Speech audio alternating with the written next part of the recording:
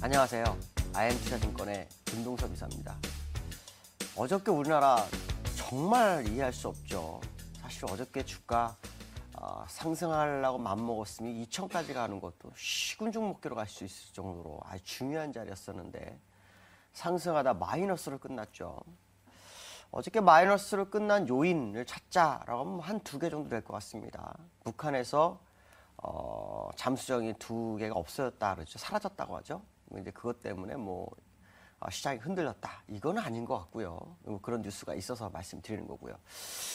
정말 중요한 것은 김중수 한은 총재가 작년에 금리를 두 번 내렸죠. 그 금리를 두 번 0.25%씩 두 번 내렸는데 이것이 굉장히 많이 내린 것이다 라고 얘기하면서 이제는 정부가 나설 때다라는 언급을 했죠. 그러므로 인해서 금리 인하를 약간 안 할 듯한 동결의 모습을 확인시키는 그런 상황이 어저께 벌어졌죠. 그것이 시장의 뉴스를 타면서 주가 상승폭을 다 반납 하락으로 보냈는데요.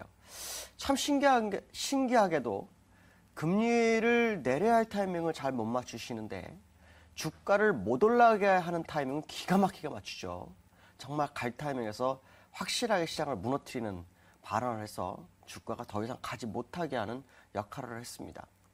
주가를 상승시켜서는 안 될 만한 이유가 개인적으로 있는지 그 이유는 모르겠지만 전 세계 시장이 거의 폭등을 하고 있는 그런 상황에서 우리나라만 왕따를 당하는 것도 이제 한계에 와 있지 않느냐라고 판단이 쓰고 있고요.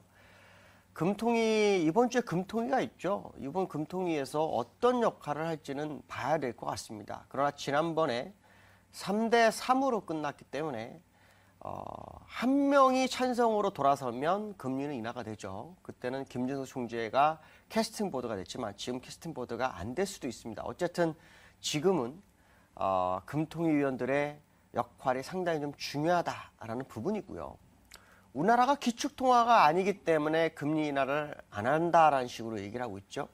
기축통화가 아니기 때문에 다른 나라에 민폐를 안 끼치면서 국내를 성장시킬 수 있다면 금리는 제로금리로 가도 상관이 없다라고 저는 판단하고 있습니다. 일본의 엔화나 미국의 달러나 위안화 이런 것들은 전 세계 영향이 어마어마합니다. 유로화 같은 경우는요. 기축통화이기 때문에 그렇죠. 그렇지만 우리나라는 기축통화가 아니라면 국내의 경기를 살리기 위해서 금리하는 것이 도대체 시장에 영향을 얼마나 미칠 것이냐라고 생각한다면 상관이 없다는 거죠. 우리나라에만 영향을 주면 된다라고 판단하고 있습니다. 그래서 이번 주 목요일 금통위가 시장에 매우 관심사다라고 보시면 맞을 거다라고 말씀드릴 수 있고요. 어저께 끝난 유로존 미국장 소폭 조정을 줬죠. 미국에서는 워렌 버핏이 지금 주식 투자가 중장기적으로 괜찮다라는 얘기를 하고 있죠. 실제로 지금 주가가 높지 않고 아주 합리적으로 주가가 올라왔다라는 얘기를 하면서 중장기 투자를 권유하죠. 일시적으로 조정이 온다는 것은 가격 메리트 줘서 개인들의 투자를 유도할 수 있다라는 얘기를 했고 채권 시장에서는 상당히 끔찍하다. 금리가 올라가게 되면 채권 시장은 완전히 망한다라는 식으로 얘기를 했었죠. 근데 사실 금리가 1994년도에 3%에서 6%까지 가는데 딱 1년이 걸렸습니다. 그러니까 급격한 금리 인상이 있을 수도 있다라는 부분이죠. 그런 부분을 약간 염두에서 언급한 것이 아닌가라는 부분이고요.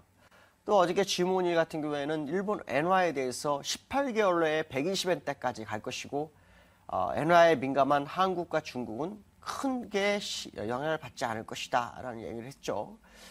일단 120엔대까지 가는 거 가능합니다. 그러나 단기적으로는 어렵죠. 그가 말한 건 18개월이면 충분할 수도 있습니다. 왜냐하면 엔화도 상승할 때는 상승 이격이라는 게 있고 상승 각도라는 게 있기 때문에 단기적으로는 102엔까지는 볼 수 있어도 추가적으로 올라가기는 상승 각도가 너무 가파르다는 얘기죠.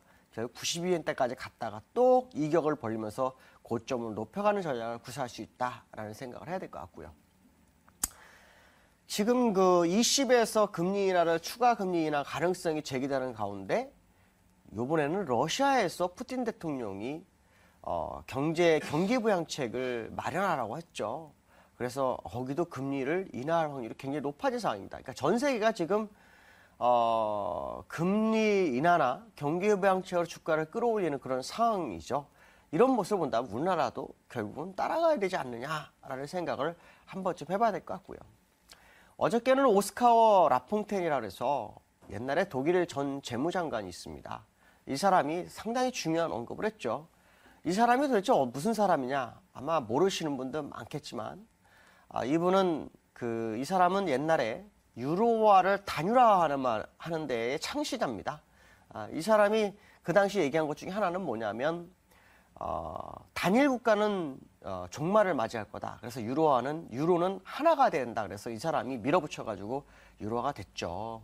근데 지금 이 사람이 무슨 얘기를 하고 있냐면 유로화는 붕괴돼야 한다라고 하고 있죠. 왜냐하면 남유럽이 너무 어렵기 때문에 유로화 하나를 유지하다간 어려울 수 있다라는 부분이 있고, 또 하나는 메르켈을 대항해서 남유럽 국가인 프랑스나 이탈리아, 스페인이 뭉치게 된다면 결국 유로화는 붕괴를 맞이할 수밖에 없다라는 얘기를 하죠. 그것을 메르켈이 너무 모르고 있기 때문에 메르켈이 이거를 간과해서는 안 된다라는 얘기를 하죠. 제가 왜 갑자기 이 말씀을 드릴까요? 지금 독일로서는 경기부양책을, 긴축을 포기하고 경기부양책을 가든가 유로화를 포기해서 유로존을 붕괴시키든가 둘 중에 하나의 선택으로 남아있다는 얘기죠. 결국 유로존은 긴축이 아닌 성장으로 갈 수밖에 없는 상황이죠. 왜냐하면 독일이 그동안 시장에 쏟아부은 돈이 너무나 많기 때문에 그것을 포기하기에는 어렵고요. 유로화를 쓰는 과정에서 만든 시스템을 붕괴시키기는 상당히 부담스럽다라고 본다면 유로존은 긴축이 아닌 성장 쪽으로 갈 확률이 굉장히 크다라고 봐야 될 것 같습니다. 자, 국내장에 대해서 간단하게 얘기하죠. 박근혜 대통령이 미국을 방문 중이죠. 어저께 언급한 것 중에 하나는 뭐냐면 북한의 위협 정도로 국내 경제가 망가지지 않는다라는 식으로 얘기를 했죠. 그만큼 자신감의 피력인데 제가 볼 때도 북한이 우리나라 경제를 망가뜨릴 그런 상황은 아닙니다.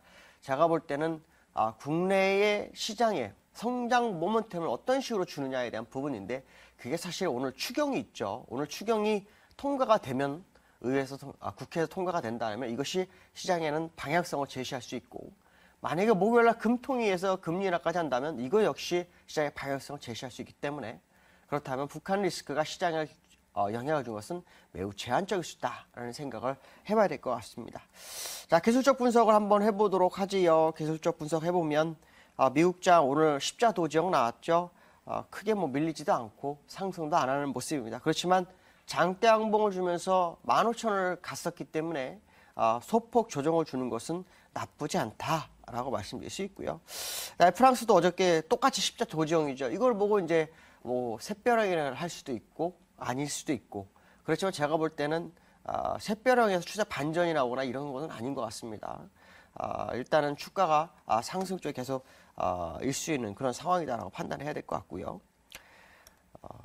그 다음에 이제 영국 차트입니다. 영국 차트를 보시면은 지난번 고점까지 올라오고서 약간 눌리는 모습이죠. 그러나 제가 볼 때는 계속 상승 가능합니다. 어저께는 장이 쉬었지만 어제 추세적으로는 상승 국면에 있다라고 보시면 될 것 같고요. 자, 국내장이죠. 어저께 60일선을 간단하게 돌파해서 1983까지 갔다가 밀렸는데요. 제가 볼 때는 다시 시도할 확률이 굉장히 높다라고 보여지고 있고요. 우리나라는 지금 정부에서 진행하고 있는 정책들, 특히 재정정책, 추경이나 금리 인하가 시장에 상당한 영향을 줄 수 있다라는 생각하시면서 접근하시면 맞을 것 같습니다.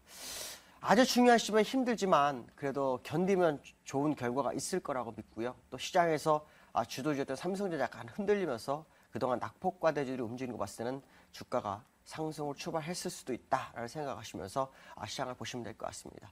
자, 오늘도 즐거운 하루 되시고 승리하는 하루 되시기 바랍니다. 여기까지 하겠습니다. 감사합니다.